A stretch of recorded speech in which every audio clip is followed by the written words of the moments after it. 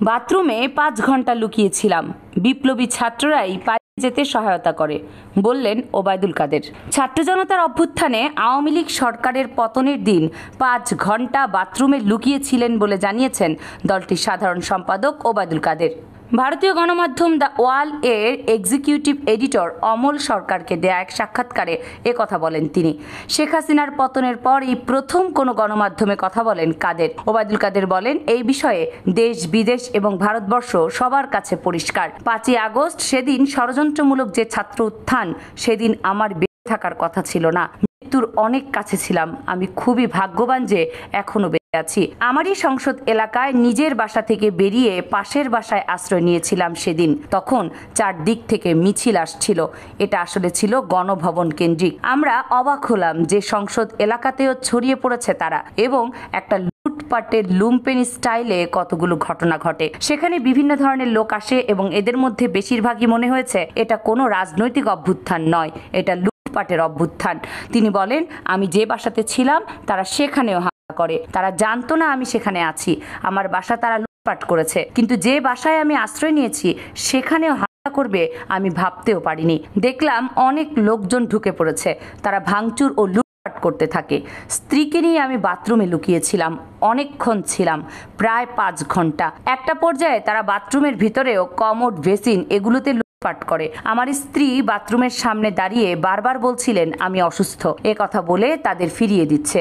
একটা পর্যায়ে তারা বাথরুমে যেগুলো আছে সেগুলো লুটপাট করার জন্য জোরপূর্বক প্রবেশের হুমকি দেয়। সে সময় আমার স্ত্রী জিজ্ঞাসা করলো কি করবে, বললাম খুলে দাও। তারপর 7 থেকে 8 জন ছেলে ঢুকলো সেখানে, খুবই দৃষ্টিভঙ্গি নিয়ে। হঠাৎ তারা আমার দিকে তাকিয়ে বলল, নেত্রী চলে গেল, আপনি যাননি কেন? আমি কিছু বলছিলাম, তাদের মধ্যে কি উদয় হয় জানি না। তারা আমাকে বলে আপনার ছবি তুলবো। তারপর ছবি তুলতে শুরু করলো, সেলফি নিচ্ছিল। এরা ছাত্ররা, অনেকে আমাকে চিনতো। তাদের যে মনোভাবটা ছিল, কি কারণে সেটা নিজেই শীতল হয়ে গেল। তখন ঠান্ডা মেজাজে কথা বলছিল। এদের মধ্যে এক পর্যায়ে একটা গ্রুপ চেয়েছিল আমাকে রাস্তায় সেনাবাহিনীর হাতে তুলে দিতে। কেউ কেউ আবার এটাও চেয়েছিল যে জনতার হাতে তুলে দিতে। এটা অবশ্য ঠিক। তখন মানসিকভাবে ভেতরে ভেতরে ভেঙে পড়েছিলাম। এরপর একটা শার্ট, একটা ব্যাচ, লাল পতাকা শোভিত ব্যাচ লাগিয়ে একটা মাস্ক মুখে দিয়ে আমাকে হাঁটাতে হাঁটাতে সংসদ এলাকা থেকে বড় রাস্তা গণভবন অভিমুখে রাস্তায় নিয়ে যায়। ওখানে নিয়ে হঠাৎ করে কোথা থেকে একটি ট্যাক্সি আসে, একটা ইজি বাইক, সেটা খালিই ছিল। সেখানে গাড়ি ঘোড়া কিছুই ছিল না। হঠাৎ করে কেন যেন এসে পড়লো, হয়তো আমার ভাগ্য।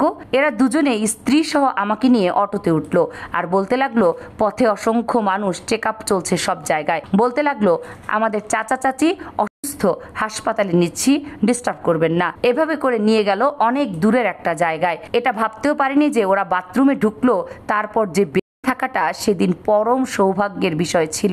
আনএক্সপেক্টেডলি বেঁচে আছি, দিস ইজ দ্য ইম্পর্টেন্ট। ছাত্রলীগকে অভ্যুত্থান দমাতে বলেছিলেন কিনা সে বিষয়ে ওবায়দুল কাদের বলেন, আমি কখনো বলিনি যে ছাত্রলীগকে অভ্যুত্থান দমানোর জন্য। সেটা লন্ডন থেকে আমাদের এক ব্যারিস্টার নিঝুম মজুমদার ইউটিউবে কথা বলেন। ও তখনকার ভিডিও নিয়ে সেটা প্রচার করেছে মাস 3 আগে। সেখানে ছাত্রলীগের নামই ছিল না, বিভিন্নভাবে বলা হয়েছে ওই দিন ছাত্র কি যথেষ্ট। এ ধরনের কোনো বিষয় ছিল না আমার বক্তব্যে। আর আমি পার্টির সেক্রেটারি।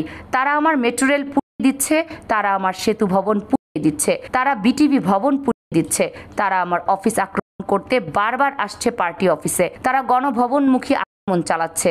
তো সে সময় আমি কি এটাকে সেভ করব না? আমার দলকে সেভ করব না? আমার নেত্রীকে সেভ করব না? সে সময় পার্টির সেক্রেটারি হিসেবে আমার উপর সময় আরোপিত যে দায়িত্ব, তা আমি পালন করেছি। এটা যে কেউ করতো। আমার জায়গায় অন্য কেউ থাকলে তিনিও সেটা করতেন। 15 বছর দেশ শাসন করেছেন। এত বড় পার্টি আপনার, আপনি কি বুঝতে পারলেন না এত বড় জনমত তৈরি হয়েছে? এটা কেন হলো? এমন প্রশ্নের জবাবে তিনি বলেন, এটা একটা আকস্মিক উত্থান। এটা তো শুরু হয়েছে কোটা দিয়ে, শেষ হয়েছে এক দফায়। এটা একটা ষড়যন্ত্রমূলক ঘটনা, একটা বিস্ফোরণ হয়েছে। এটা ইন্টেলিজেন্সের একটা ব্যর্থতা ছিল, এবং এটা ব্যর্থতা ছিল না এটা বলা যাবে না। জেনারেল সেক্রেটারি হিসেবে কি কোনো দায় নিচ্ছেন এই ঘটনার? এই বিষয়ে ওবায়দুল কাদের বলেন, আমার নেত্রী যেভাবে নির্দেশ দিয়েছেন সেভাবে আমি কাজ করেছি। এখন জেনারেল সেক্রেটারি হিসেবে আমার ভুল ত্রুটি থাকতে পারে, মানুষের ভুল হবেই। নিজের ভুল চিহ্নিত করেছেন কিনা এমন প্রশ্নের জবাবে আওয়ামী লীগের সাধারণ সম্পাদক বলেন, ভুল ত্রুটি আমারও থাকতে পারে। আমি কাজ করেছি বাজি করিনি, কমিশন খাইনি, পার্সেন্টেজ নেইনি। আমার মন্ত্রণালয় এটা সবাই জানে। বাংলাদেশ আওয়ামী লীগের কমিটি গঠন করতে কমিশন নিয়ে কাউকে পদায়ন করিনি, চাঁদাবাজি করিনি। আমি সেদিক থেকে নিজেকে একদম নির্দোষ বলে দাবি করতে পারি। আপনার সময় নির্বাচন, মানবাধিকার হরণ, মানবতা বিরোধী অপরাধ, এ সমস্ত অনেক অভিযোগ এবং অনেক দুর্নীতির বিষয়ে সামনে আসছে। ডেফিনেটলি সব হয়তো সত্য নয়। এত বড় ঘটনার পরও আপনারা কোনো ভুল স্বীকার, দুঃখ প্রকাশ করেননি। প্রশ্নকর্তার এসব কথার জবাবে কাদের বলেন, দেখুন, আমরা এই দেশকে যা কিছু দিয়েছি, যা কিছু করেছেন আমাদের নেত্রী, এটার কোনো তুলনা হয় না। এই ডেভেলপমেন্ট বাংলাদেশে কল্পনাই করা যায় না। 15 বছর আগের বাংলাদেশ আর 15 বছর পরের বাংলাদেশ দিন আর রাতের মতো তফাৎ। যারা দিনের আলোতে রাতের মতো অন্ধকার দেখে, যারা অমাবস্যায় দেখে পূর্ণিমা, তারা তো সমালোচনা করবেই। সমালোচনার বিষয়বস্তু আমাদেরও আছে। সময় হলে দেশের মাটিতে সবকিছুরই মূল্যায়ন করা হবে। অনেকেই বলছেন আপনি দীর্ঘদিন নীরব ছিলেন। বলা হচ্ছে আপনার ভুল ত্রুটির কারণে আপনাকে চুপ থাকতে বলা হয়েছিল, কাইন্ড অফ পানিশমেন্ট আর কি। জবাবে কাদের বলেন, কিছু লোক আছে যারা এসব বলে শান্তি পায়, তাদের এটা একটা সুখানুভূতি আছে। আমাকে 3 বার সেক্রেটারি করলো, এটা তো অনেকের পছন্দ হওয়ার কথা না। আমাদের মতো পার্টিতেই এই ধরনের প্রতিদ্বন্দ্বিতা, প্রতিযোগিতা ছিল, এটা এখনো আছে। আমি যখন হয়েছি তখনও ছিল। কাজেই এটা অবাস্তব কোনো কিছু না। এটা আমাদের মতো দেশে মাল্টি পার্টি সিস্টেম। এখানে আওয়ামী লীগের মতো মাল্টি ক্লাস অর্গানাইজেশন, এখানে দলের অভ্যন্তরেও প্রতিযোগিতা। ফলে এ ধরনের কিছু আনপ্লিজেন্ট ঘটনা ঘটতেই পারে। আপনার নীরবতার তাহলে কারণটা কি ছিল? কাদের বলেন, আমাকে নেত্রী নিজেই খুঁজেছেন এবং সবচেয়ে বেশি উদ্বিগ্ন ছিলেন আমার অসুস্থতার জন্য। কামরুন নাহার, রাখি, কেএনআর মিডিয়া।